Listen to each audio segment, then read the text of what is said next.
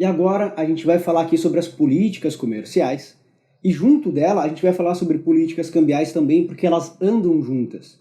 Tá? E aqui tu considera todos os nossos acordos, seja o acordo com o BRICS, seja o acordo do Mercosul, seja atualmente o acordo que foi firmado do Mercosul com a União Europeia. Então todos esses acordos comerciais com o mundo exterior ao nosso entram dentro das nossas políticas comerciais, tá bom? E elas têm justamente aqui esse viés de aumentar o índice de emprego, aumentar o PIB e baixar a nossa inflação. Só que existe sim uma discussão sobre câmbio e comércio externo, comércio exterior, de quanto deveria ser exatamente o valor do câmbio, para que a gente não tivesse uma geração de inflação, tá bom? Mas não é algo que nós temos controle, é algo que vai mais no erro e no acerto. E aí a gente já começa aqui tentando responder uma pergunta, porque isso vai facilitar o nosso entendimento. Quais as principais iniciativas que o governo tem para exercer essas políticas comerciais? Tá? A política comercial, em síntese, né, dentro da abrangência toda dela, está relacionada com as nossas exportações, as medidas que a gente toma para exportar mais commodities, mais mercadorias, e o que a gente está fazendo para importar mercadorias. Mas aqui no Brasil, prioritariamente, a gente trabalha mais com as exportações. Tudo bem? Então, ela tem uma influência direta no nosso câmbio, na nossa inflação, nas nossas políticas fiscais de exportação, nos acordos bilaterais e de blocos econômicos, como eu citei o caso do BRICS e também o caso do acordo do Mercosul com a União Europeia. E para a gente conseguir fixar isso de uma forma mais fácil, de uma forma mais leve, a gente vai abrir cada uma delas e ir destrinchando isso para conseguir entender melhor. E a gente começa também olhando então para o câmbio e como é que eles podem utilizar o câmbio para favorecer as políticas comerciais. Tá bom? Vamos colocar aqui, pegando esse exemplo que eu botei aqui no quadrinho, tá? Vamos dizer que nós temos o dólar cotado a 3,50 e a gente vai exportar 100, tá? Pode ser 100 reais, 100 mil, 100 milhões, 100 bilhões, tá? 100 dinheiros, tá? E isso vai ter um resultado de venda de 350 mil.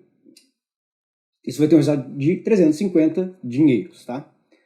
Só que se o governo ele faz uma política comercial aumentando esse dólar para 4,50, ele vai lá no câmbio e faz o quê? Ele tira dólar da economia, o Banco Central ele vai lá e age tirando dólar da nossa economia, o preço ele tende a subir e com isso o dólar fica mais caro. E esses 100 dinheiros que estão sendo exportados se transformam em 450.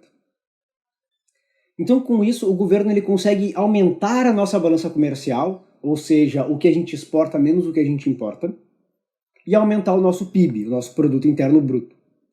Então, o dólar mais alto, tá, ele favorece essas exportações, mas ao mesmo tempo ele favorece que a gente tenha um aumento da nossa inflação. Isso porque a maior parte dos itens que a gente exporta são commodities dolarizadas. Ou seja, antes mesmo do produto sair daqui, ele já está cotado ao preço de dólar. Então isso acaba encarecendo o produto para nós aqui também. Isso é o caso da soja, do arroz, do milho.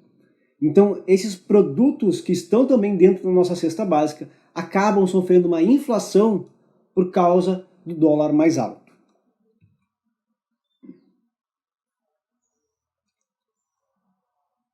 E agora a gente entra na parte de infraestrutura, que é o segundo item. Tá? Como é que a gente investir, a gente não, né? Como é que nós, Brasil, investirmos numa melhoria da nossa infraestrutura pode ajudar na exportação, nas políticas de exportação, na política comercial? Tem um exemplo que a gente pode usar que é o seguinte: a nossa soja, a soja brasileira, ela tem um custo menor que a soja americana, tá bom?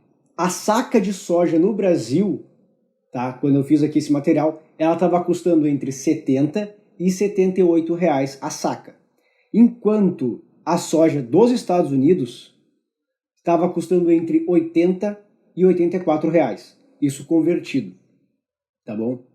O que acontece é que como nós temos o nosso custo de transporte e é muito utilizado aqui as rodovias, então os caminhões eles usam diesel, e o diesel é mais caro, é mais poluente, também sofre com questão de inflação e dólar, ele acaba sendo mais caro para fazer esse escoamento. Um levantamento que foi feito para sair mercadoria da região centro-oeste para o Porto de Santos é de que o custo para fazer esse transporte de um ponto ao outro custe $88 por tonelada. Só que para sair essa mercadoria do Porto de Santos até a China, o custo estimado é de $30 por tonelada. Ou seja, é quase o triplo a gente transportar mercadorias dentro do Brasil do que a gente mandar mercadoria para fora do Brasil, para o outro lado do mundo. Então sim, o governo brasileiro ele vai buscar, quem sabe, fazer investimentos na área de infraestrutura para baratear esse custo.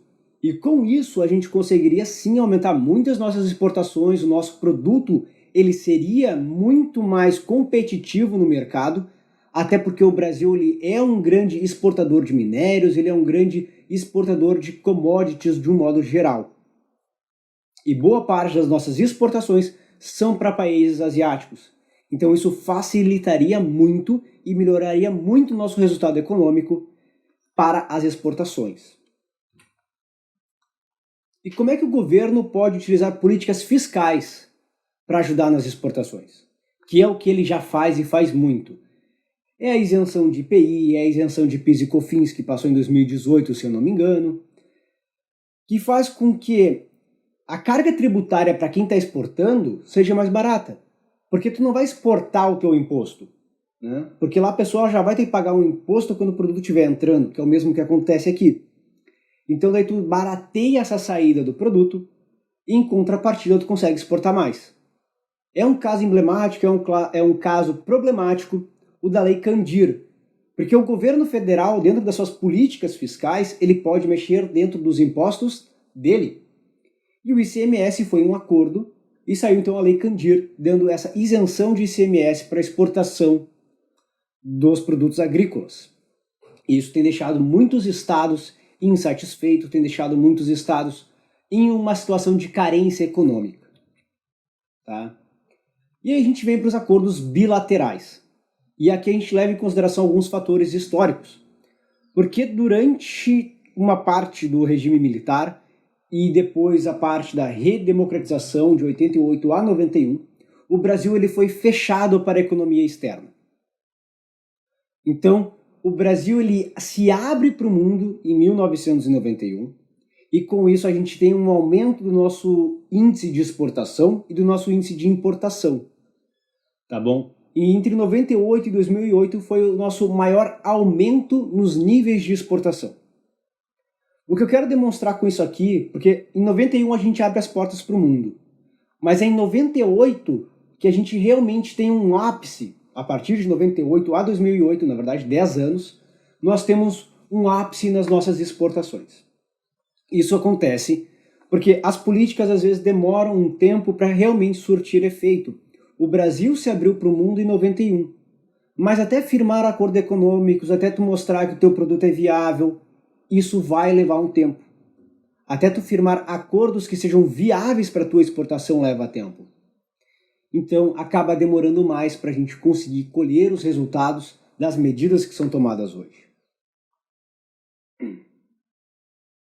E aí nós temos que entre 2008 e 2014 temos uma redução nas exportações. E isso acontece porque o nosso câmbio estava mais baixo nesse período, o que favoreceu um aumento das importações entre 2006 e 2012. Então, como o Brasil se abriu para o mercado, o dólar naquela época estava compatível para o que o governo queria, e em 2016 ele tem uma queda mais drástica, entre 2006 e 2012, o Brasil acaba comprando mais mercadorias do exterior e exportando menos. Com isso, a nossa balança comercial fica desfavorável e o nosso PIB, o nosso Produto Interno Bruto, não fica mais tão competitivo para o mercado. Tá? Isso aconteceu e quando isso acontece, a gente tem que rever as nossas políticas cambiais, temos que rever as nossas políticas de exportação. Então é sempre um jogo de cabo de guerra. Tu puxa de um lado, outro lado puxa do outro, e aí vão tentando chegar num equilíbrio. Então é um sobe e desce, às vezes para uma economia é bom um acordo comercial, para outra não é tanto, mas o que se espera é que sempre o acordo seja benéfico para os dois lados.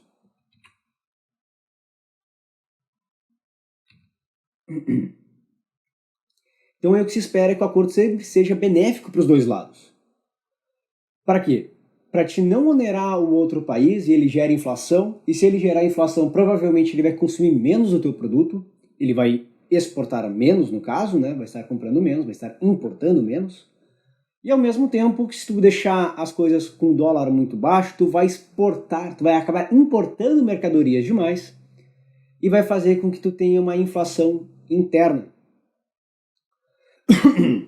E isso a gente pode olhar para o nosso mercado interno e pensar nos índices de importação.